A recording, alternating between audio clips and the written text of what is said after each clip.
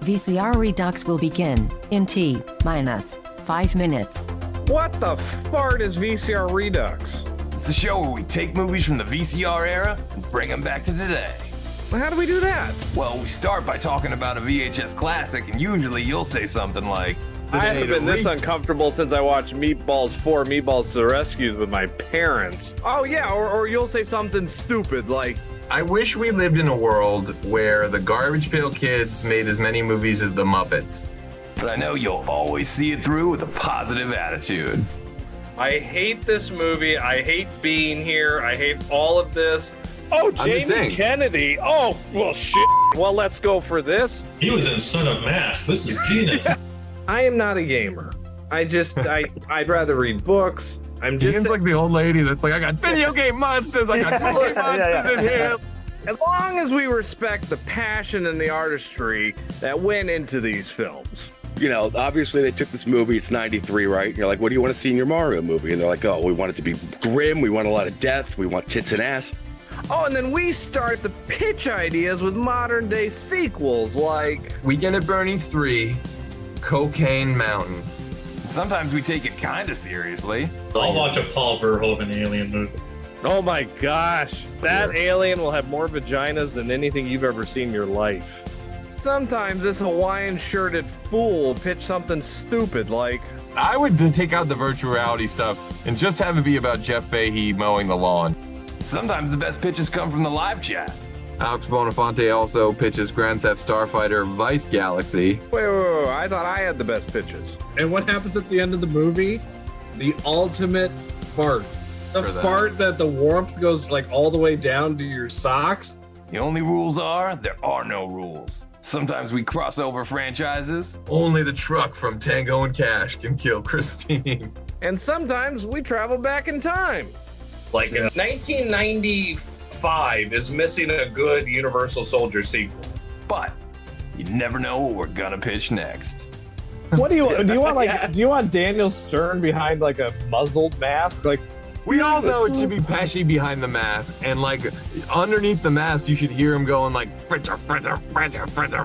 you are so proud of yourself for that one. I can't stand you. I would also love to see a Charles Bronson version of It's a Wonderful Life. What? Direct to DVD. If you made a shot-for-shot remake of Scarface with Goofy as Al Pacino, it would be amazing. Oh my God. Dorsey, you need me to be the bad guy. It's like the worst 1987 Disney movie Disney's ever made. Schlongo, directed by Jim Wynorski. Like, I would watch a whole bowl of that. Do the John Holmes story. Add a comedy spin to it. Wow, the Wonderland murders are so funny. I'd watch it on my mobile. Something happens and he goes into a coma. He gets like, hit by a car or something. I know this is dark, but like, bear with me. He's got to go on. Did you just go like Hard to Kill with Ferris Bueller? I'd watch it on my iPad. If you want to just like throw in the kitchen sink, I mean, it all works. Like Alien versus Predator versus RoboCop, like if that works. Alien versus Predator versus Terminator, that works. Alien versus Predator versus Ernest, that works. That works. I respect everything you just said.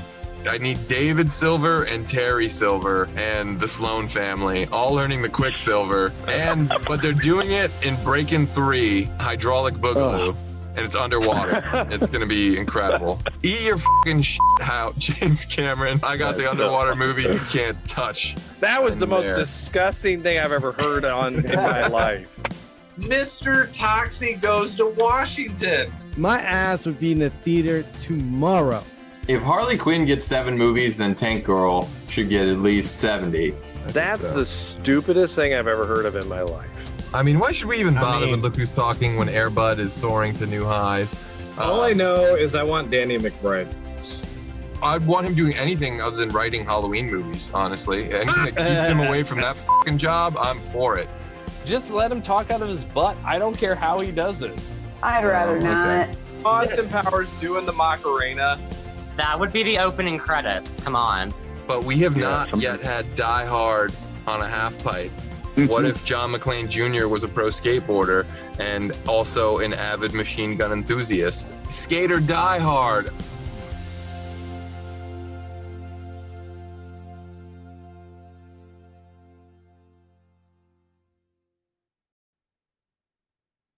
What up, virtual people? Welcome to the 158th episode of VCR Redux, where we take your favorite franchises out of the analog era and bring them back to 2024. I'm your host, pop culture punk Chris Stiles, joined as always by my co-host with the most, film professor Ian Klink. How you doing, everybody? And we have two radical guests on the show tonight. First up, the third leg of our VCR tripod himself. Oh, Mickey, you're so fine. Mac Daddy Mickey Torres is back on the show. What's up, everyone? And rounding out this righteous crew, video store veteran and cosplay king Scott Benson is back on the show. What's happening, guys? Yes. Thank you so much for coming back on. We are here today to flip bottles on cruise control while we delve into the finer points of Coughlin's Law, because this world needs cocktail too, and we're here to give it to you. But before Ian says he knows a gas station in Iowa that makes a mean red eye, we got a dish on how cocktail came into our lives and what we love about it. And of course, that goes double for you at home and everyone watching the live chat. Was it love at first Laserdisc, Vital VHS? Hit us up in the chat and let us know how cocktail came into your lives. So, Scott, when did you first get cocktailed?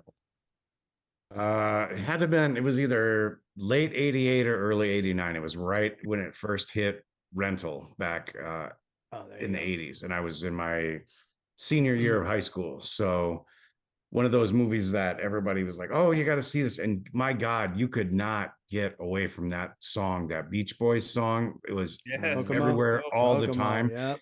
And that stupid Don't Worry, Be Happy was constantly going on too at the same time. But yeah, saw it then one time, remembered zero about the movie until I rewatched it for this show today.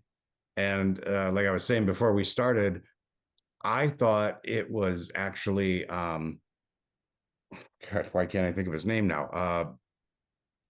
Michael Caine, I thought was the second, was the older guy. Flanagan.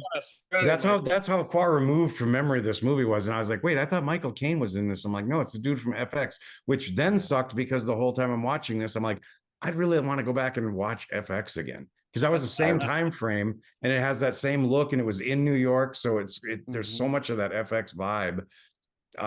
And yeah, you know, I really didn't love the movie. Like I said, it's Roadhouse without the violence. Pretty much to me. It's Oh my God. Pretty fair.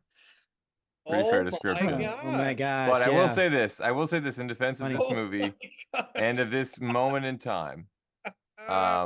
The summer of 88 didn't have a lot going for it. Like the summer of 89 was fucking stacked to the rafters. But like that's Batman. That's Batman. That was that's Batman. That's Indiana Jones 3. That's Ghostbusters 2. That's, you know, later in the fall, Back to the Future 2. There's a lot.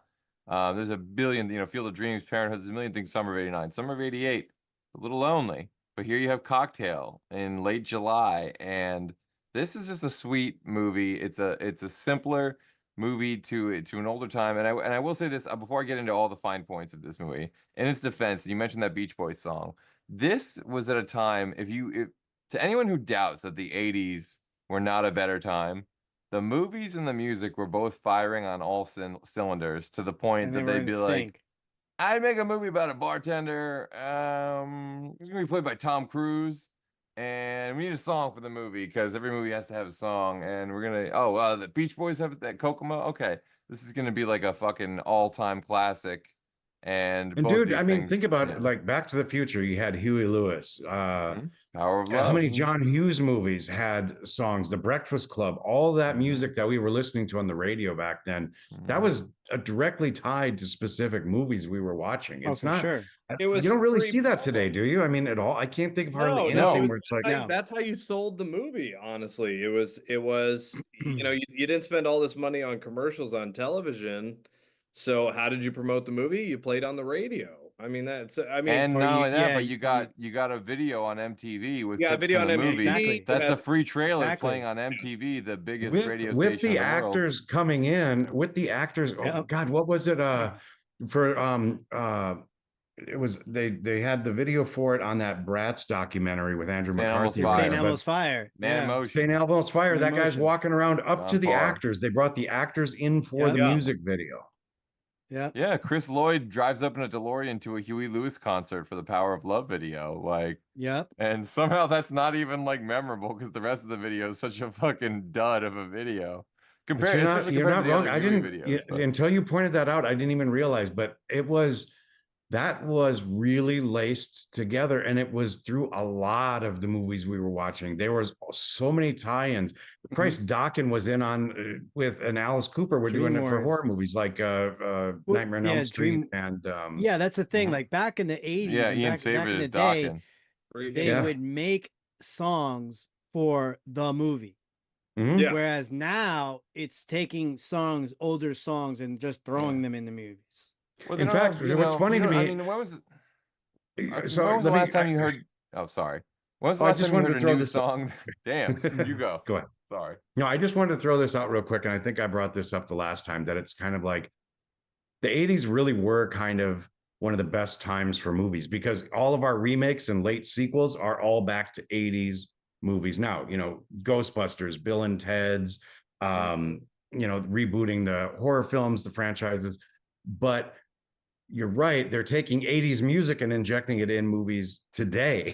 Do you know what I mean? That was stuff that we liked back then is still getting made in movies. And that music is very commercial. It's like, it really works to sell things. It's very cinematic. It's very, it's got, like, I don't know, sonic characteristics without getting too nerdy about it. That just like sprinkle that magic juice. You know what I mean? Like, there's just, you get the goosebumps. It's real simple. Without getting all, pretentious about it.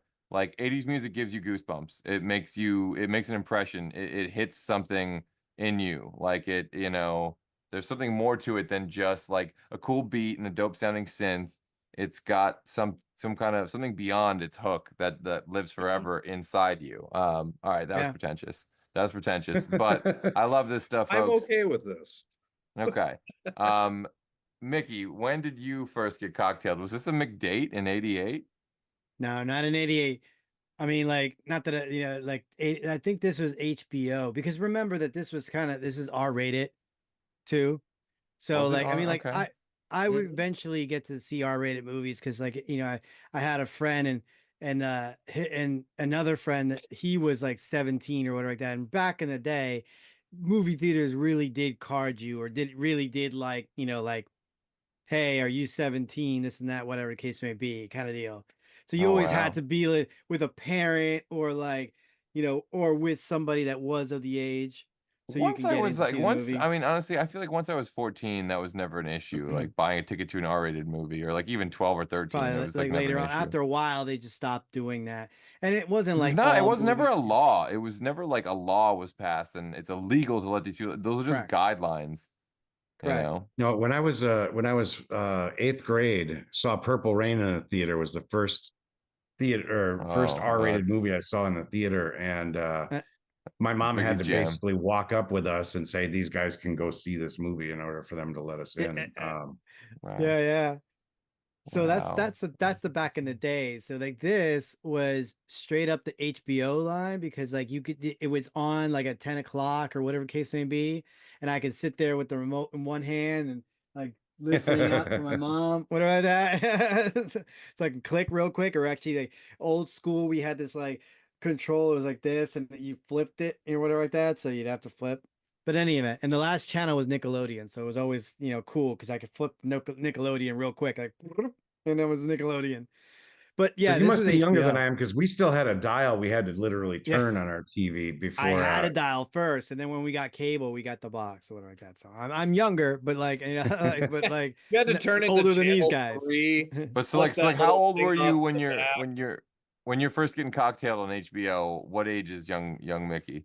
It's as soon as this came out. I mean, well, not as soon as it came out. So you got 88, it came out. So back in those days, what did it take? Almost like a year before it was on video? To get to HBO would be at least a year, I think. At least a year for HBO. Yeah. So about probably saw 3-4 months for VHS, I think, by then. So I probably saw it at 89, late night. And, that was like, I saw Risky Business before this, obviously. I mean, because it was before like that. But that's how I recognize Tom Cruise from Risky Business. It's like, oh, he's in that other movie that I like with the hooker. Well, it's interesting. If you bring up Risky Business, if you think about if you bring up Risky Business, that's a good point because it sort of bookends the like youth era of Tom Cruise's career. You know, it's like after Cocktail, this grew movie up. really closes the book on a chapter of his life. Like he really grew up in any role he plays after this. He's not playing like a young kid, he's playing a young man, you know. Yeah, but you could definitely in this movie, there's so many Jerry Maguire-isms. I feel like you could parallel a lot of it, like his character here and Jerry Maguire in a lot of ways. Yeah, this is totally 80s Maguire. It's like for sure. you know, it's him trying. It's like and we get the pitches or whatever like that, but it's essentially him growing up to become Jerry Maguire. Yeah, I thought about that a lot. Top Gun This could was totally be a 86. prequel. Top Gun was 86, Cocktail's 88. Yeah, so I guess Top Gun to me was like Tom Cruise's crossover to adulthood from. I didn't see Top Gun till later. So like you had this, and then you had what was it, a Risky Business, and then All the Right Moves. I think he was a high school kid in that, and was it the Outsiders? Was that the one with all the Outsiders too? Yeah. Yeah, because that's Taps, you know. Rain Man, and that's I mean, he was. I interestingly enough, same year as this is Rain Man. Yeah, and I think Cocktail won Worst Picture at the Razzies, and Rain Man won Best Picture at the Oscars in the same year. Yeah, so it's I mean, impressive. what a fucking time that like Cocktail that. is honestly better than like a chunk of the movies that come out nowadays. To consider Cocktail the worst of the year is insane. First of all, it opened #1. I'll get to what it opened against, but I do want to see what how young Iowa Ian came upon this film and at what age. I was way older. I never Cocktail was one that, you know, you always saw the VHS, but you know, I wasn't a huge Tom Cruise fan. Like I mean, like his movies, I like, you know, I love The Firm, you know, I liked him as an actor, but it wasn't like I had to see it because Tom Cruise was in it. So I didn't see. I was 12 years old when this came out. 12, wow. I didn't see Cocktail till I was in my mid-20s. You know, just kind of renting movies and I remember I watched it. I thought, okay, but it never lasted in me anything, and I think part of that is because. I'll tell you exactly what it is. And it's probably more the writer in me. A bar is a good background for where your character works in order to have a way better story. And I think that's the thing with Cocktail. There's nothing driving it, I think, forward. Like it's not I'll tell you this. And this is maybe more pitch or something like that, but somewhere out there, if you took a little bit of, you know, what's that drink mix? Cardine? Oh, grenadine? Grenadine, that's what it is. Yeah. Take a little bit of grenadine, add in some vodka, splice in Cocktail, and you know, half a cup of Wall Street, and mix it all together. And I think that's the movie I thought Cocktail would be. Well, yeah, especially since you think, you know, he's going to try I thought this is going to be I'm bartending, but the main story is going to be over here at Wall Street, you know, and there's going to be the movie definitely takes like some journeys. Like it literally, like it doesn't go the straight path, but like at the end of the day, what you get out of this movie was basically like a young man growing up to be, or a young kid, basically. Growing up to be a man, or a young man becoming a real man. Yeah, there was a lot of like It's good. I never understood I never understood why everybody always went with Cocktail as like on their list of movies. And the only reason I think it does is I can see it being a feel-good movie you just pop on in the background.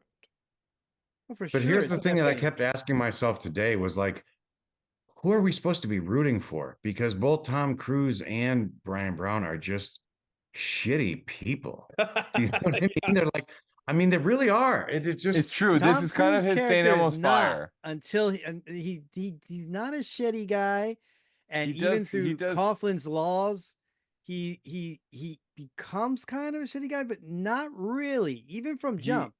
He does. But he does. they're out horseback riding and they're having drinks by the water, and it's like this whole big bonding thing. And then it's just like, yeah, I'm just gonna go hit on this lady because the guy bet me. And then that's his excuse when he goes and meets her. It's like, when somebody dares you, you got to do it or whatever. I'm just like, yeah. this is the shitty dumbest is at the thing. end of it, it's like, And when a I'm guy like, drops a dare, you but- gotta take it. Like, That's a I mean, total just- 80s what? thing. I mean, like that. I mean, like look at like Marty McFly. He gets pissed off when somebody calls him chicken. So Yeah, but that's something they shoehorned into the sequels. Well, that like, and I'll be honest, and Chris will probably disagree with me a little bit, but I'm kind of mad because I kind of preferred if it had been a Pretty in Pink ending and they gave me a Some Kind of Wonderful, where she's the rich one, and I'm like, yeah, it a lot of people actually have gotten mad over Cocktail because of the ending. Because he doesn't take her money though. They don't, And Well, she yes, doesn't but have any more also, money anymore because it's the 50 Shades of Grey argument. Is that story as exciting if he's a truck driver? Is that story as exciting as if he worked for Patty's Bar in Philadelphia? It's not. I mean, here's the deal, right? It works for a couple of reasons, right? First of all, Tom Cruise, 1988. We're talking about one of the most charismatic movie stars ever in their fucking prime, right? Elizabeth he's Shue. intensely committed to roles. So he's not just gonna learn how to pour drinks. He's gonna learn how to flip bottles like a fucking Like competition yeah. bartender. So then you also have a killer soundtrack supervisor. And like Tom Cruise agreeing to do the movies what got it green lit. So they crank money into the soundtrack. They know they can sell those. And like those little scenes where it's like Addicted to Love and he's muting the radio, like he's practically being a DJ as well. Like, this Yeah. guy's fucking like blowing people's minds in 1988. Like, holy shit, this is the greatest bartender in the history of the world. If you went to a bar, like if you went to that bar, like I mean, there's like the comparison is like I went to a bar in Vegas, and it was called Fuel Bar. I don't know if it's still there. They were doing the tricks, and as soon as I saw them, I'm like, it's fucking Cocktail. Yeah. And I was like, oh my, and I I'll had tell to you what. go in there, and I was in there for like the whole day just watching these guys do these tricks.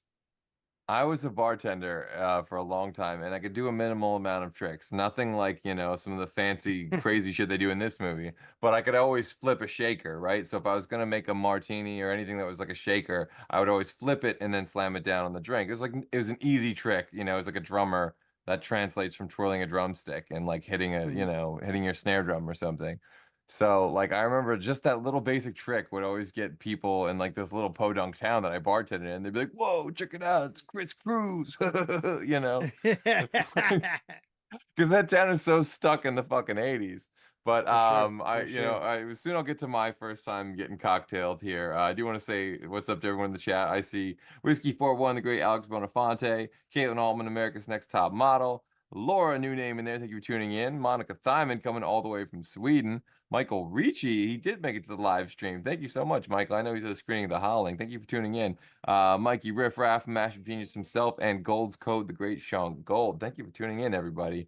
Whiskey 41 starts off saying, "I swear I will not pitch a sequel called Cocktails and Dreams starring Bill Cosby." Well, we're all glad you didn't do that, Whiskey. Laura says, "My BFF was a Cruise fan, so we went to the theater. Soundtrack is amazing. Definitely parents just did a drop off, yet mom was a Tom fan as well. I was 16. We did Top Gun, Cocktail, then Days of Thunder." That's really like heartwarming. That's like That's really chicken soup for the soul. Yes, that is like exactly for like, yeah. Oh my, like I don't get it. Because you weren't a girl in the 80s, Ian. That's why you don't Days get of it. Thunder. No, but we weren't I don't either, get it. Chris. I don't get it. You're too But here's my pretentious to get Ridley Here's Scott. my pretentious answer. I get Eyes Wide Shut, and I know that's so Oh pretentious. God, I get it. that's so pretentious. I don't get Days of Thunder. Magnolia. Magnolia, I kind of understand. Magnolia is a I am a masterpiece, and Far I and Away determined to do it on VCR one of these days. I'm a determined. fan of Far and This Away. movie, I don't think who can you, if it wasn't Tom Cruise in the lead role, I think this movie would have been an also ran. No, I have the answer to that. I have exactly the answer for you on this. All right. Robert Downey Jr. Well, obviously, always Robert Downey Jr. But no, not yet, because that was still when he had the gap in his teeth and his baby fat. He was still, that was the tough turf era RDJ still. now He might have been pickup artist by now. Hear me out on Yeah, this. maybe. He was pickup artist, I think. Tom Berenger. He's too old. He would have Yeah. been the Brian Brown Not role. then. He would've- Not yeah. then. Tom Berenger was too old at that point. The script was originally written for someone that was like in their late 30s, I think, Well, who'd that's been what a I'm seasoned saying. bartender. I think it would have been better. But once, you know, well, that's when they redid it over and over. One of the things the studio kept forcing the writers that you have to make them young. That's the way these movies work nowadays. They're about young people with their life in front of them. It has to be a little bit more upbeat, as opposed to a guy who's been doing this forever. It feels like you missed the boat. Which is an You interesting gotta have movie, and I Tom would Cruise watch in that. there for the movie to have the endurance that it has today, that we would even be talking about this, because it's sure. a Tom Cruise movie. It If is, it was yeah, Tom and that's what I'm saying. Berenger, It is what it that is. would have, you know, I mean, Major League Berenger's had not a Tom Berenger, but you star, still have lead Charlie actor. Sheen and a lot of other people carrying that movie. I think, you know, but I feel like this is still watched or talked about because it's a Tom Cruise movie. And so oh, he's such a heartthrob, I want to watch Tom Cruise movies. Just like you said, we're watching these 3 movies together in a row, whatever. And it's like, anybody else, I think this movie would have fallen by the wayside and nobody would know about it. You could kind of say that about like any movie, though. Like, you know, if Michael J. Fox didn't star in Back to the Future, it wouldn't be nearly the hit that it was. If, you know, Harrison Ford wasn't Indiana Jones, you know, blah, blah, blah. You can pick apart, especially when the movies have like the biggest stars in the world. Think about this too. Like Elizabeth Shue is like really like knocking out those roles back in that Dude, this is the year after Adventures in Babysitting, and the year Adventures in before Back to the Babysitting, Future 2. Back to the Future. Yeah. Maybe here's what I should say is that the reason I think Tom Cruise being in this made a lot of people let a lot of other things about this movie that suck slide. Do you know what I'm saying, in terms of like just the general plot or the idea? Like I said, the fact that they're really bad people. I mean, you know, it's very hard to root for Tom Cruise until right at the very end. You know what I'm saying? It's like, as the movie's unfolding, I'm like, this guy's not the hero so far. You know what I'm saying? Well, so I think you rooted for him. I mean, he got screwed over by his best friend at the time, when his best friend basically, like, you know, taught him a lesson and stole his girl. I would say you could put Michael J. Fox in this movie and he might have been able to pull it off. I would have bought yeah. Fox.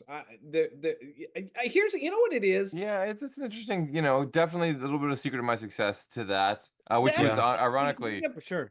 I tell you what, you just made me realize what it was. I was trying to figure out what it is. I wanted Cocktail to be funny. It was a dark comedy. There was some dark comedy. It's a young adult dramedy, you know. Yeah, there's a little bit of I laughs, think I just didn't like the dramedy. I just wanted it to be a fun, like every trailer, every, you know, the movie poster, the back of it makes it seem like this is going to be a fun, you know, not well, but you this definitely didn't think it was going to be all based in New York. I thought, like, you know, from like the trailer, movie posts, whatever, I'm like, oh, this is like in like Key West, or Florida, or something like that. I thought it was I thought it was gonna be Weekend at Bernie's, but it ended up being so serious. It's a little bit of both Weekend at Bernie's. Now, I do want to finish with the chat because you know, we're almost to pitching hour. And you know, just again, some more first times with you know, Cocktail, and I'll get to my first time as well. But Angie Saunders, I love Cocktail, one of my favorite movies. Tom Cruise is a weirdo. Could not have said it better, Angie. Angie's a great mashup genius, so thank you so much for tuning in, Angie. Whiskey 4 was watching theaters 87 or 88. I was 7. Parents didn't give a shit back in the day. This movie led to the boom of NYC themed pubs everywhere. TGI Fridays, Bennigan's, Chili's, all that. I believe that is true. This is a TGI Fridays. I can see that. Yeah. I could absolutely fucking see that. It's what movie stars have the power to do. Monica Thyman from across the pond saying, I love this movie. Saw it in the movie theater. Love the music too. I definitely defer to you for your musical talents and judgments, Monica. An incredibly talented singer in her own right. Whiskey 4 Laura Branigan, Self-Control, top of my 80s playlist. Someone refresh my memory. Did Elizabeth Shue show her boobs in Cocktail? Asking for a friend. Sorry, friend. you're gonna have to wait till Leaving Las Vegas to You get a did see glimpse some of those. side boob though. You did see some side Some boob. side boob, yeah. Some, 80s. It's tasteful, Gina Gershon, similar. I think you see a little side boob there. Point of trivia: the scene where they fall out of the bed. I guess Tom Cruise knew Gina Gershon was ticklish, so he tickled her so hard that they actually fell out of the bed, and that's the take that you see. And she accidentally broke his nose. Oh wow, I didn't know that. Yeah, she Wow. talks about it. It's funny because she just did an interview about it. This Tom Cruise had just married Mimi Rogers. Okay, this she was is on right at that she was point. on set. She was on set, and they Uh-huh. had to do the love scene. And Uh-huh. then she knew that he knew that she was ticklish, Uh-huh. and she said, "Please don't tickle me." And like, I'm just don't tickle me, whatever that. And he did it anyways. That's why they're kind of like in the bed. They're kind of like just she's like squirming this and that, and she accidentally like kicked him or did something or whatever like that, and accidentally broke his nose. Holy shit. Wow, I didn't know that. But yeah, it's crazy to think in just a few short years, Tom Cruise went from Mimi Rogers to Katie Holmes. Like, what a strange, switcheroo. But good for him for living his best life, I suppose. Tom Cruise does. So I'm surprised actually. This is a well tuned in and well chatted episode so far.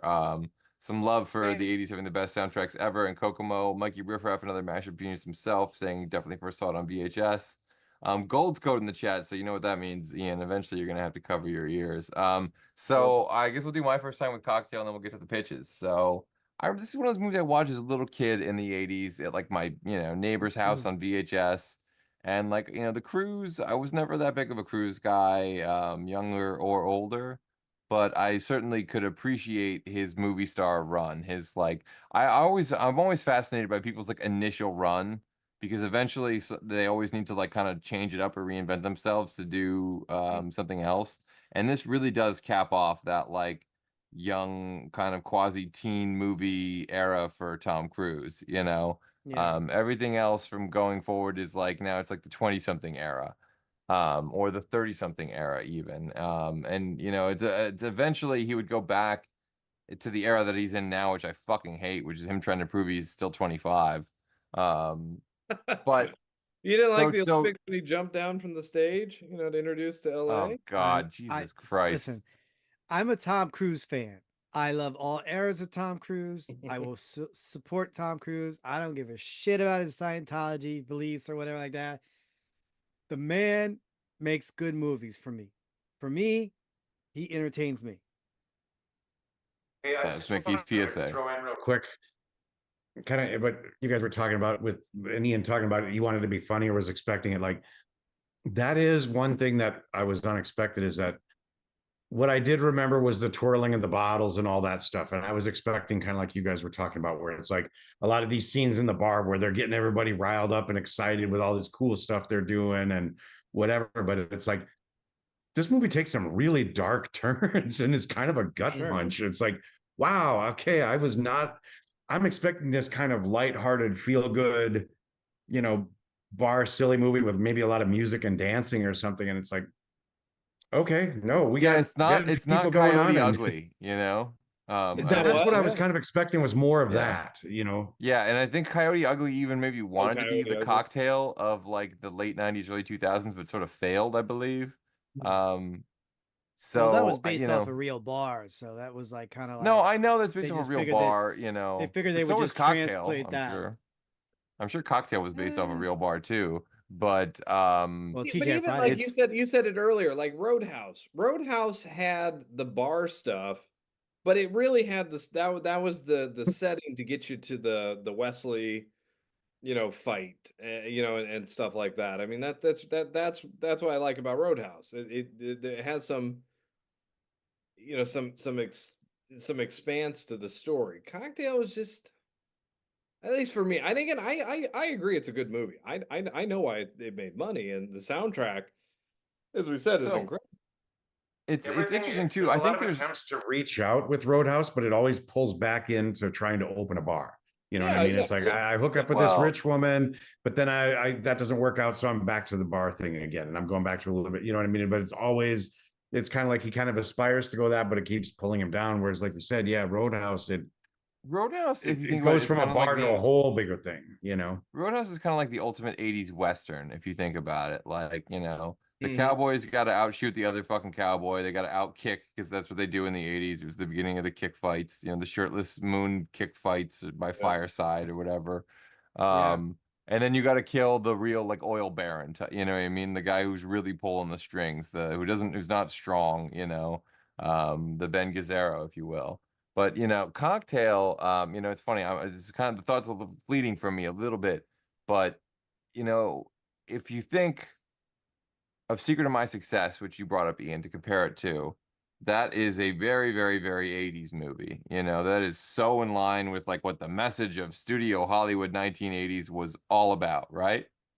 So, Cocktail has that, but just with a little twist, right? Like, yeah, he starts out, he wants to make it in the big city, he wants to make money, he wants to, you know, be a millionaire, he wants to, you know, blah blah blah blah blah. That montage is almost exact to the But two.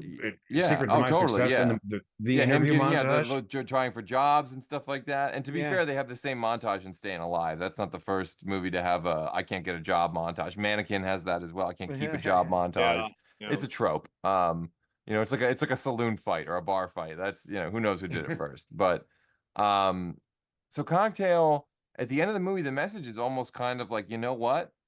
That's not what it's all about. And he does learn that. It's a little twist on all these Tom Cruise formula movies where he is the maverick, essentially. Color of Money, Top Gun. Cocktail certainly does have some of that because he breaks from Coughlin's Law, you know, but at the same time, he does learn his uncle's lesson that, like, you know what? Family is really what it's about.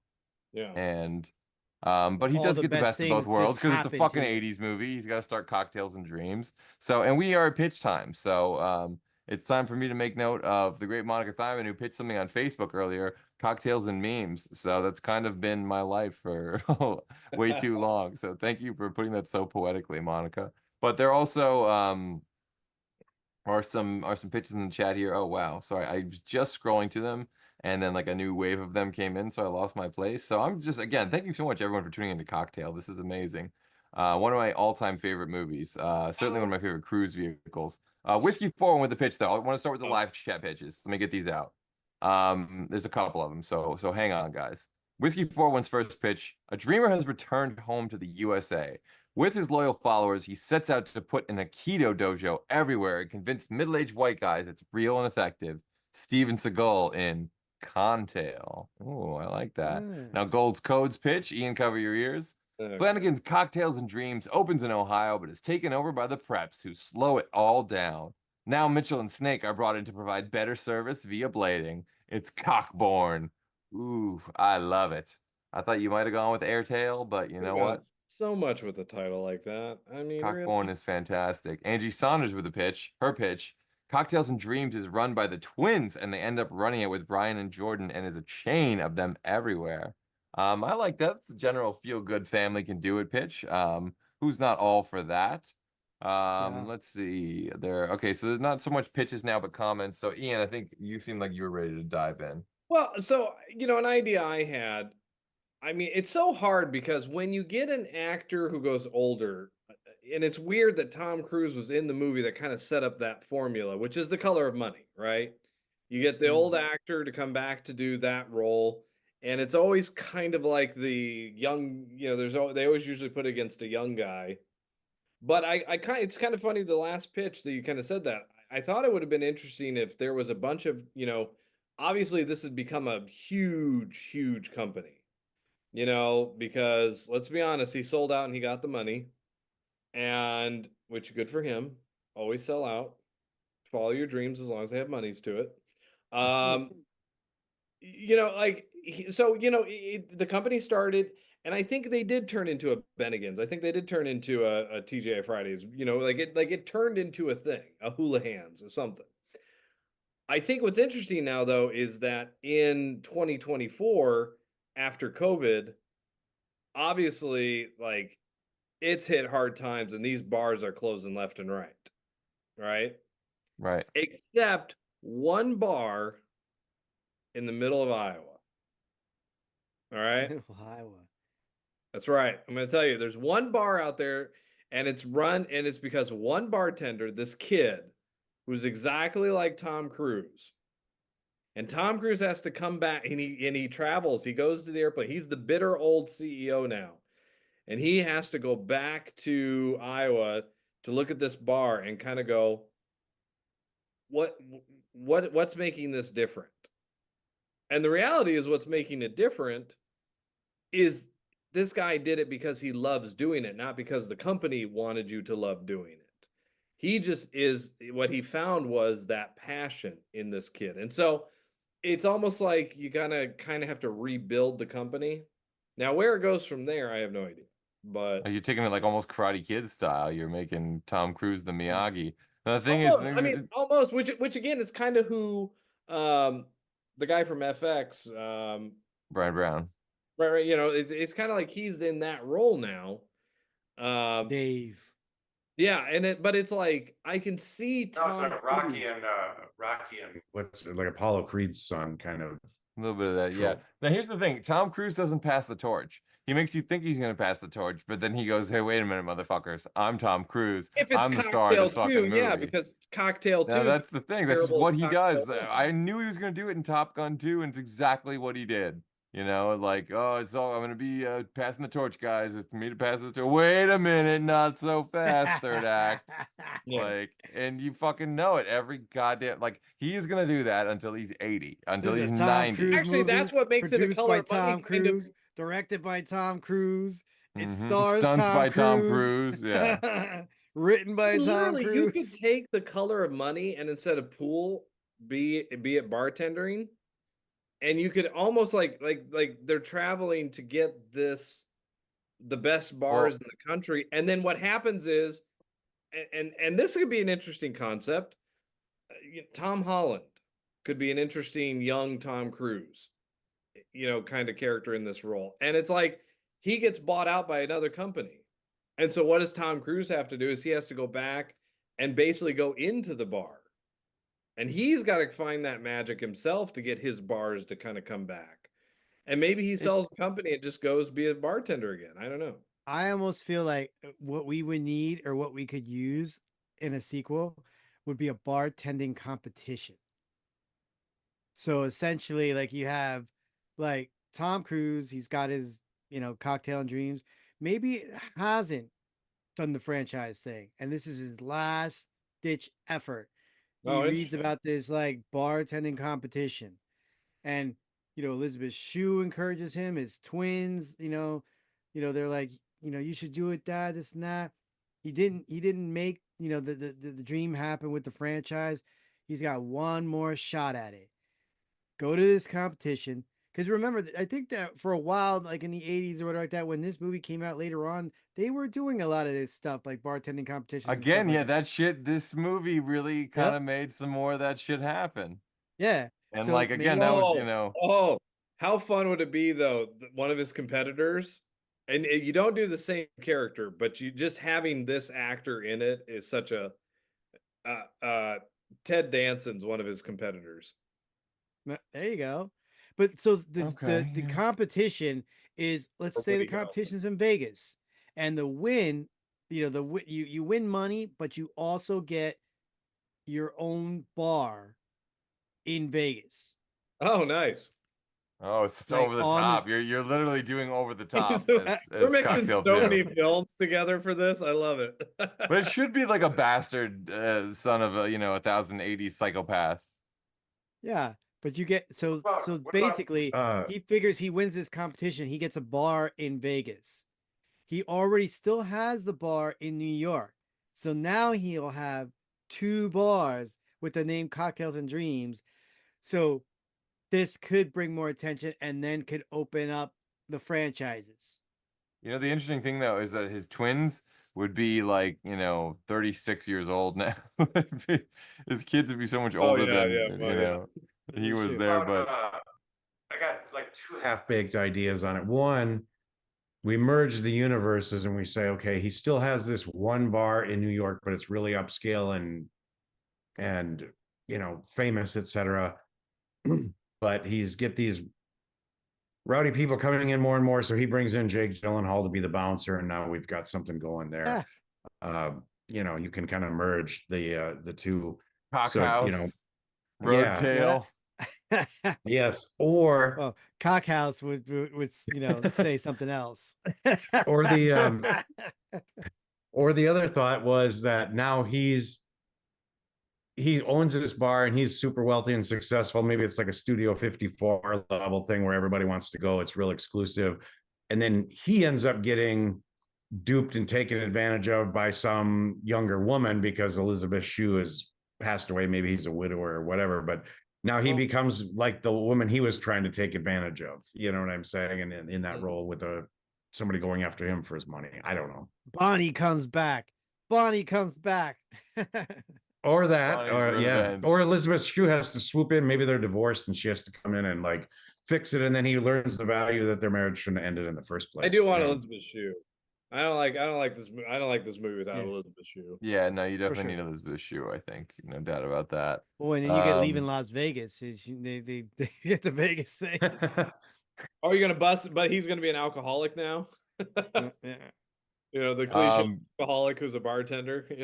Maybe Nicolas Cage is the rowdy customer that keeps coming in that they finally have to bring Jake Gyllenhaal in to get rid of. For that. That's fun. I want Nick Cage.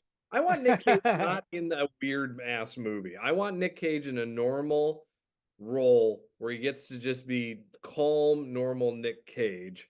That's that's so fucking country club. Like, you don't put a saddle on a Mustang, you know what I mean? Sometimes you don't censor punk rock. You just don't do these things. Like, no, you just let things. I want Woody Harrelson as a competitor bartender. I'm just saying, when you get Nick Cage, you let him do whatever strikes him because it's gonna be unique, and that's what I mean. That's what you hired him for. Do what Nick Cage does. Yeah, let that man cook. All right. I will say Tom Cruise battling Nick Cage would be very fun.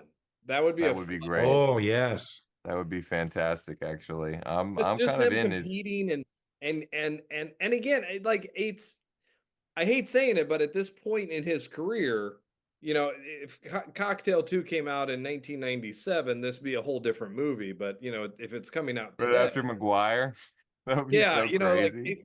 It is old man. I mean, he looks young as crap. Don't get me wrong, but it is old man. But the bar could be. I mean, look at that type of bar. If he hasn't made any changes to it or like that, would be so dated.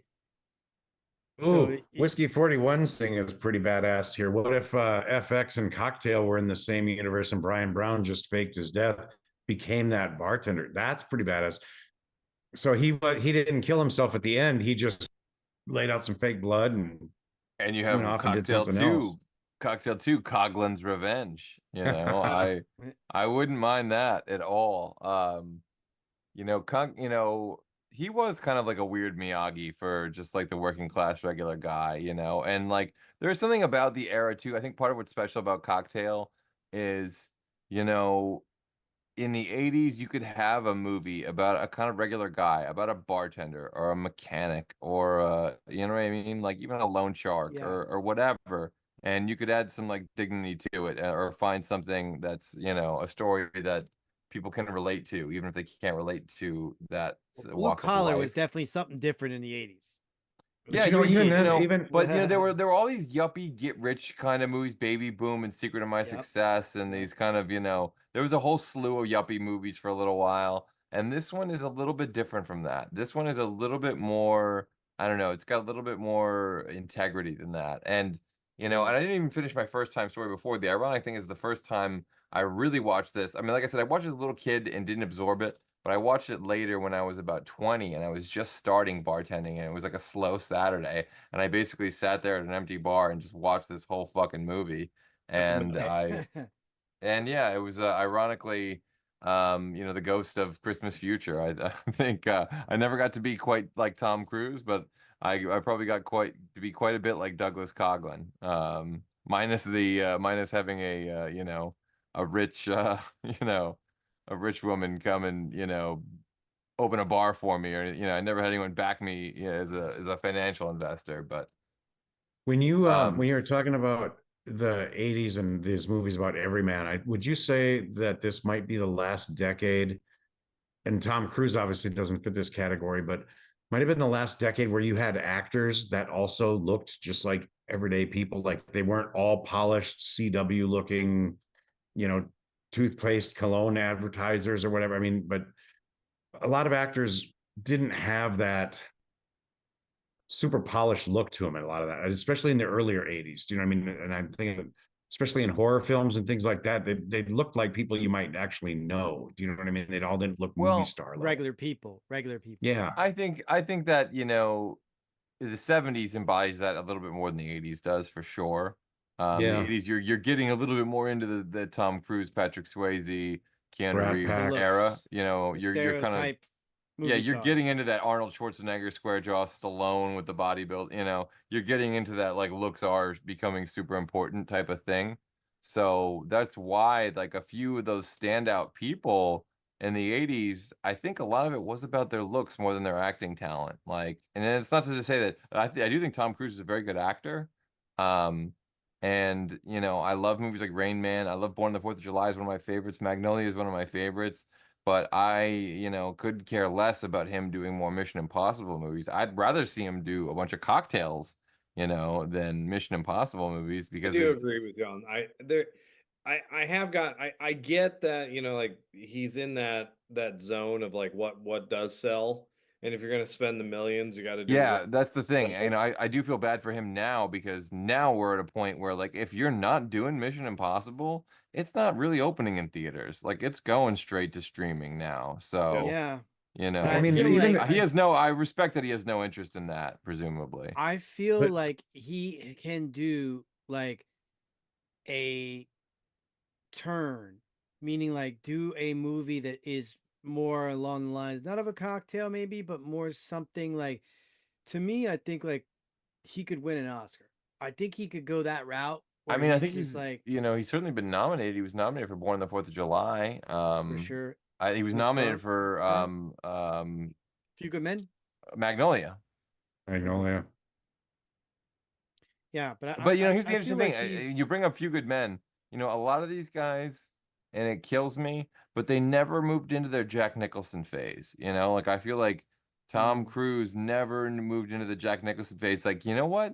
Show me what like a fucking, you know, R-rated, you know, 50-year-old Tom Cruise would be like, you know, the guy that drinks and smokes and fucks and like, you know, So that's what I'm isn't saying. perfect, Like, you know. there's a version of this where, like I said, the color of money formula, you have to let yourself be that old man. You have to let yourself be the way back. I mean, Tom Cruise to me has been battling the idea that he is almost 60. You know, Totally. You know, he's 62. He is 62. Yeah, and it's like, no, I know you're 60, dude. Like, I get it. Like, we get. And again, I saying that with all the respect that I love what he's doing, but I would like him to take a serious role. I mean, the last one he really did was Lions for Lambs, that Robert Redford, where it was like a political movie in like 3 parts, and he kind of played a schmarmy senator. That was like the last kind of like, all right, I'm really gonna come with the A game, and I got to really learn these lines. I got to really put some of that acting chops into it. That was kind of like the last. That was so one for his country club friends. Like even you saying that right now was for your country club friends. Like, but I mean, the thing is too, like if you think about it, the movies today have to be so like spectacular or whatever. I mean, first of all, let's say you have to strip away all of the superhero and all the other franchise universe type movies, and that doesn't leave you with a whole lot. But to take a movie that's just a simple story like this, we don't really get that. Even the Gyllenhaal remake of Roadhouse had to be blown up to something way over the top. Do you know what I mean? With the action sequences and everything else, it couldn't just exist as a small thing. And it's like, I don't know movies like this could even be made today so much. Whereas, you know, again, this isn't that robust of a story, really, when you think about it. It's all pretty self-contained, and it doesn't go real big on any of the themes per se. But you know, it's just kind of a cool little flick where we don't get that anymore. Like everything nowadays has to be so Mission Impossible level. Do you know what I mean? Over the top stunts, Action. over the top action, you know, lots of fast cuts and things of that nature. Well, I it's don't also know. the I audience. don't know if this would work anymore in today's day and age. You know, I think it would work for people like us, but you know how And much they are how selling many our nostalgia back to us, so people probably would go see it. It would be kind of interesting to see, like, say, imagine it never did blow up. It's just the one bar. Elizabeth Shue, you know, they're still together, but now the twins are working at the bar, obviously, and like he feels bad because, like, you know, he's taught them everything he knows, but like they're gonna be just kind of stuck doing this. Like he wants something more for them, and he feels like they'll never get out even. Like maybe there's a story to tell there that's interesting. That's like a family story that again is like a different thing. We've never He seen would become Cruise his deal with uncle, right? adult I mean, children. he would become his No. uncle, right? Essentially, that's what you're kind of saying is Yeah. maybe a nicer upscale bar, but he's The just got all these father, you know, philosophies. the father version. You know, it's interesting because Yeah, we've never we never seen have him. seen him like that. We've never seen him with adult children, and it's like, dude, you're 62. Like, we should definitely have seen you have like 20-year-old kids by now, at least in one movie. You know, Well, like he there are has a like every time we 20-year-old have kid, every time right? we see a movie where Tom Cruise has kids, it's like War of the Worlds where they're like 5 and 10. You know. Yeah, they're younger. They're way younger. Yeah, they're way younger. So it's, I don't know. I feel like we've just kind of skipped a whole era of Tom Cruise, multiple eras of Tom Cruise movies that we should have gotten. Like we skipped the Jack Nicholson era. We skipped the like, you know, he was supposed to do comedies after Tropic Thunder, and that never fucking happened. Like that would have been amazing. Imagine Tom Cruise doing a Adam McKay comedy back then. Like it would have been fantastic. You know, He's like never really done any, like Tropic Thunder was pretty much the only real comedy that I can think of that he did. But it was such a like beloved thing that like I remember it wasn't reading even like and he was like a main Variety like character. Tom He Cruise is wasn't looking for comedy scripts now after the success of Tropic Thunder. Yeah. You know? But then also the I mean Tropic Thunder didn't exactly blow up either. If Tropic Thunder was like a you know, made millions and millions and millions of dollars, then sure, he would have probably went that road. I mean, the only other, I mean, can you say Rock of Ages was a comedy? It'd be in. No, I think Rock of Ages was a fucking tragedy, honestly. That was painful for me to watch. The you know, original play was awesome. The musical on Broadway was awesome. The you movie, know something that not so I much. don't need 80s rock like on my favorite fucking genre of music to be all squeaky clean and Broadwayified. Like we're not going to take it. Yeah. Oh God. You know, I don't need that. I'm sorry. No. Fucking no goddamn way. I'm sick of this. I gotta make a stand right now. Too many things go to Broadway that shouldn't. Not enough things go to Broadway that should. So let's just think about that, people. We still don't have a Grease 3. What are we even fucking doing? Right? Oh God. There is another pitch though in the chat. Mikey Riffraff, his pitch. Tom Cruise retires and moves to Florida. He soon gets bored and opens a bar on the beach. He finds himself involved in a bartender rivalry. Competition is arraigned, and he must win as he invested all his money into the new bar. That's kind of interesting. I like that actually. There's I like the competition portion. You get him in a better, like you get him in Florida. You get him like older. He has the same haircut throughout the whole movie. Yeah, I don't know. I like this. Yeah, there's a little bit of there's a few scenes in this where you get the Rain Man hair. That's for sure. Yeah. You almost wonder if those were. You almost wonder if those were reshoots. You know, they reshot like 50% of this movie because it was such a downer ending. The studio was like, "Oh, we can't do that." When I saw that interview montage, I was just blown. I'm like, wow, they got a little bit crazy with the curling iron in some of these or something. I mean, he had some. Well, actually, he had his hair grown out for Rain Man, and he wasn't allowed to cut it, so they had to do with the Rain Man hair.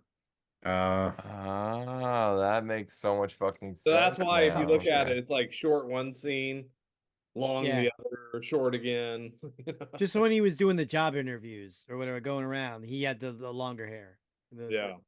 Boy, did they curl the shit out of that. I mean, it was a lot. I was like, wow, I don't think I've ever seen Tom Cruise with that kind of hairdo before.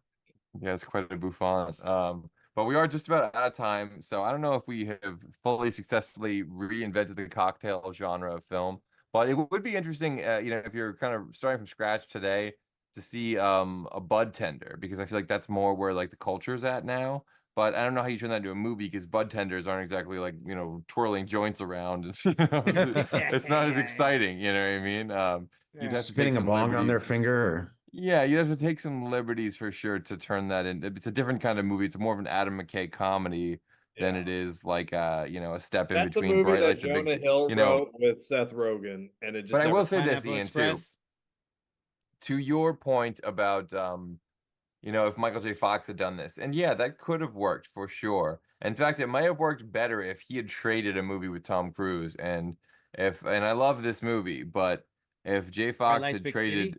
Bright Lights, Big City, if Tom Cruise did Bright Lights, Big City, and J. Fox did Cocktail, they probably both would have somehow been bigger hits because You're people gonna say forget. Casualties of War. I was like, oh man, Tom Cruise in that role. Ooh. Casualties of War would have been, but you see, you wouldn't believe ever that Tom Cruise would, you know, have to do what Erickson has to do and watch that, you know. So that's, you know, that's not Tom Cruise. He couldn't do that. Yeah, no way.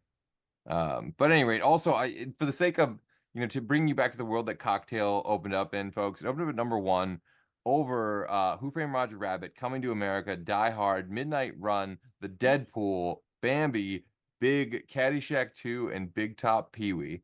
So just a little celebration of the 80s film with a slightly different, slightly less materialistic message. But like I said, I don't know if we pitched the right sequel to this or not, but it was certainly fun to talk about and try. Thank you all for tuning in. I hope you enjoyed it as much as we enjoyed pitching these to you. Before we wrap things up, though, guys, do you have anything coming up in the works you want to let the people at home know about? Ian, I think you've been busy writing away.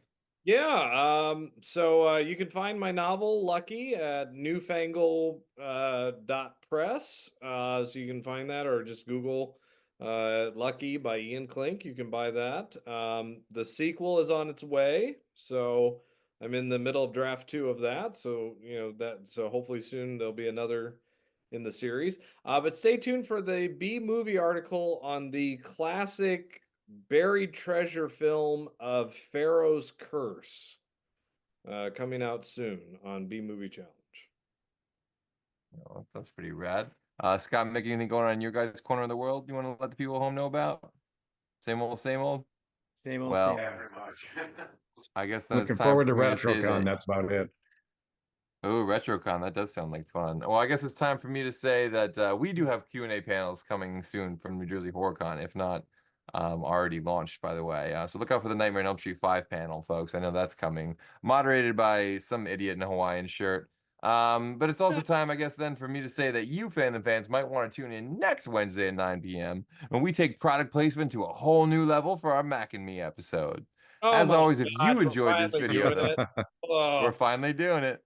As always, if you enjoyed this video, the best way to help is to smash that like button and leave a comment telling us what movie or TV franchise that you want us to cover on a future episode of VCR Redux. And since you're already doing that, you might as well go ahead and like, subscribe, and follow Fandom, Spotlight, and Pop Culture Punk. Till then, back up those Betamax, rewind those Laserdiscs, and we'll see you at the movies. Kokomo! Faster than